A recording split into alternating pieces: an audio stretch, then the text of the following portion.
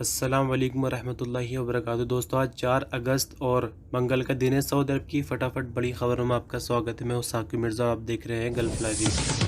इस news bulletin के शुरू में सबसे पहले आपको बड़ी खबर बता दें कि इंटरनेशनल फ़्लाइट की जल्द ही आपको खबर मिलेगी। सऊदी गवर्नमेंट इसके लिए प्लान कर रही है।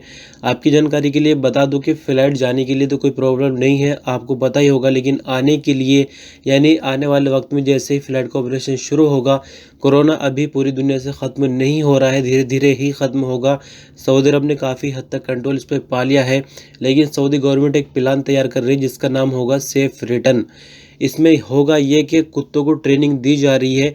ऑलरेडी सऊदी गवर्नमेंट जो है कुत्तों पर तजुर्बा कर चुकी है। कुछ जो कुत्ते होते हैं ख़ास किस्म के, जो कि पुलिस वालों के पास होते हैं चीज़ों की छानबीन करने के लिए, और जो कस्टम विभाग है सऊदी अरब का, उस पर ऑलरेडी कुत्तों की मदद से जो है सामान की चेकिंग की जा रही है। कहीं कोई शक होता है तो कुत्ते फ़ौरन बता देते हैं। आपने फिल्म वगैरह में भी ऐसा देखा होगा। तो ये जो सेंटर है, एनिमल रिसोर्सेज सेंटर के डायरेक्टर अब्दुल्ला अल सलोम ने एक टीवी इंटरव्यू में बताया कि कुछ कुत्तों पर यह तजुर्बा किया गया है कि उनको कोरोना के बारे में ट्रेनिंग दी गई, और कुत्तों ने बिल्कुल सही बताया। जिसको कोरोना था उसी को कोरोना बताया है। इसमें किसी भी तरह कोई शक नज़र नहीं आया। तो इससे उम्मीद और बढ़ गई है, और अब ज़्यादा तादाद में कुत्तों को ट्रेनिंग दी जाएगी और उनको एयरपोर्ट पर छोड़ा जाएगा। जैसे कि मैंने आपको बताया, सेफ रिटर्न के नाम से एक प्रोग्राम बनाया जा रहा है, लेकिन इसके हवाले से भी तारीख का कोई पता नहीं चल रहा है। ये स्पेशल फ़्लाइट के आने के लिए है। जो लोग सऊदी अरब के अंदर दाखिल होंगे उनकी चेकिंग की जाएगी। लेकिन जैसा कि मैं आपको लगातार वीडियोज़ में बताता आ रहा हूँ कि जब फ़्लाइट दोनों तरफ से चलेंगी तभी इंटरनेशनल फ़्लाइट जो है पूरी तरह से चल पाएगी। वन साइडेड फ़्लाइट का ऑपरेशन नहीं होता। हज का सीज़न कामयाबी के साथ पूरा हो चुका है और फिलहाल हाजी जो है आइसोलेशन में अपने अपने रूम्स के अंदर है, होटलों में मक्का मुकर्रमा के, और 5 दिन के बाद उनको अपने घर भेज दिया जाएगा। सऊदी हज मिनिस्टर और हज कमेटी के निगरान प्रिंस अब्दुल अजीज़ बिन सऊद बिन नाइफ ने कामयाब हज ऑपरेशन के लिए खादिम हरमीन शरीफीन किंग सलमान बिन अब्दुल अजीज़ और प्रिंस मोहम्मद बिन सलमान, सऊदी पुलिस फोर्स के अधिकारी, इसके अलावा हज ऑपरेशन में शामिल होने वाले सभी स्टाफ को मुबारकबाद पेश की है। आगे हज मिनिस्टर ने कहा कि जिस तरह से कोरोना का माहौल था और बहुत बड़ा चैलेंज हमारे सामने था, लेकिन सब लोगों ने भरपूर साथ दिया है हज ऑपरेशन के दौरान, और आज हम इस नतीजे पर पहुंचे हैं कि हज जो है कंप्लीट हो गया है और किसी भी तरह की कोई परेशानी नहीं आई। यहाँ तक कि कोरोना का भी कोई मरीज़ हज के दौरान नहीं मिला। आपके सामने 2 इम्पोर्टेंट सवाल है और मुझे उम्मीद है कि आपके ज़रूर काम आएंगे ज़िंदगी में। सबसे पहले तो एक सवाल ये है कि कंपनी में काम करते हुए 1 साल हो गया है, कंपनी फाइनल एग्जिट नहीं लगा रही, खुरूज के लिए एम्बेसी मदद करेगी या फिर कुछ और करना होगा। दूसरा सवाल ये है कि हरूब लगा हुआ है, उसके हटवाने का तरीका क्या है। तो पहले सवाल नंबर 1 का जवाब बताया जा रहा है। जैसे कि सवाल में कहा गया है कि कंपनी में काम करता हुए 1 साल हो गया है, कंपनी फाइनल एग्जिट नहीं लगा रही है, तो इसके लिए ना तो एम्बेसी मदद करेगी ना ही लेबर कोड मदद करेगा। तो पहले ये देखना होगा कि कॉन्ट्रैक्ट कितना है कंपनी के साथ, 1 साल का है, 2 साल का है, 3 साल का है। जिस तरह का पेपर होगा उसके अकॉर्डिंग ही आगे कार्रवाई हो सकती है। और अगर आपका 1 साल का कॉन्ट्रैक्ट है और खरूज निहाई कंपनी नहीं दे रही है तो फिर लेबर ऑफिस की मदद ली जा सकती है और कंपनी को खरूज निहाई देना होगा, लेकिन डिपेंड करता है कि आपका कॉन्ट्रैक्ट किस टाइप का है। दूसरे सवाल में यह है कि अगर हरूब लगे हुए 15 दिन हो जाते हैं तो कफिल अपने अपशिर अकाउंट से हरूब हटा सकता है। उसके लिए किसी भी तरह की कोई एक्स्ट्रा कार्रवाई करने की ज़रूरत नहीं होती है। लेकिन अगर हरूब 15 दिन से ऊपर हो जाता है तो फिर वो लेबर कोड के ज़रिए हटेगा।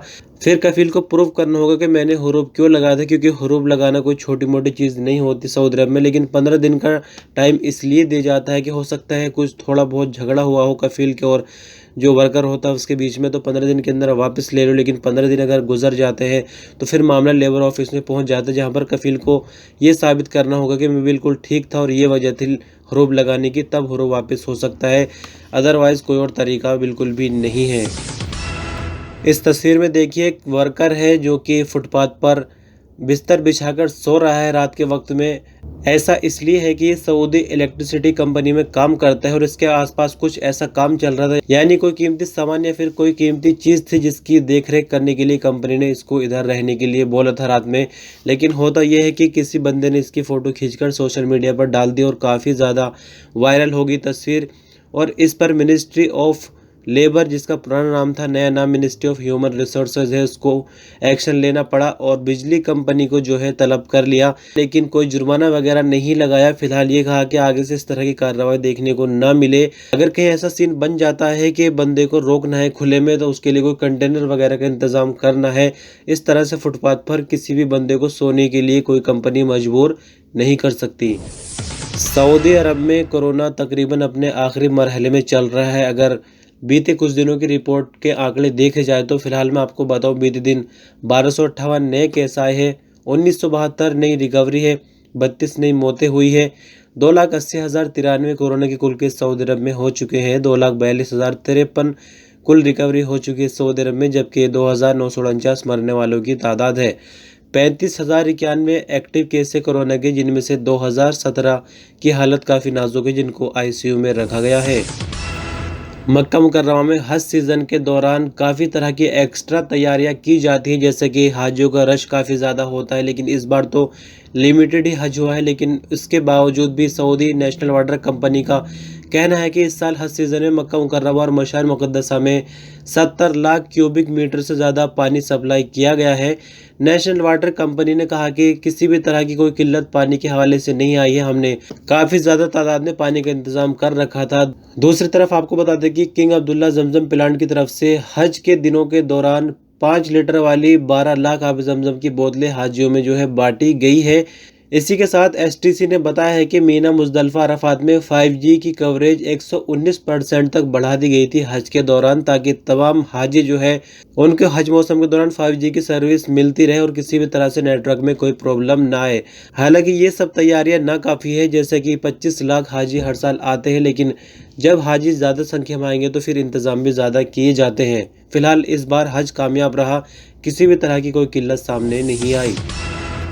King Salman humanitarian and relief centre Masam की तरफ से यमन के अलग अलग इलाकों में जो हौसियों ने बारूदी सुरंगें बिछाई है, उनकी सफाई का काम जारी है।